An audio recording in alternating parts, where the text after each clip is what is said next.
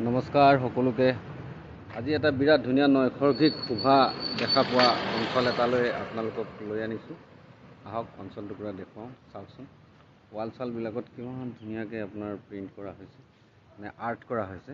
এয়া দেখিছে নহয়, এয়া এটা সৰু বনাঞ্চল এৰিয়া, আৰু এই বনাঞ্চল এৰিয়াটো হৈছে আমাৰ নাজিৰাটিঙত। আৰু খুব ধুনীয়া এটা মানে পৰিৱেশ এটা ইয়াতে পাইছোঁ বুলি আপোনালোকক একচুৱেলি দেখুৱাওঁ বুলি আহিলোঁ। আহক খৰখেদাকৈ দেখাওঁ, যিহেতু ৰীল হিচাপে আপোনাৰ ক্ৰিয়েট কৰিছোঁ। মংকি চাওক আপোনালোকৰ এই এনেকুৱাকৈ পৰিবহণ মানে বিৰাজ হৈ আছে গোটেই, মানে পৰিৱেশটো ধুনীয়া এটা আপোনাৰ দেখিছে নহয়।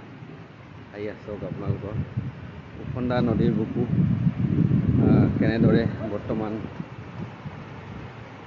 অৱস্থাত আছে, তাকে দেখুৱাবলৈ এবাৰ যত্ন কৰিম।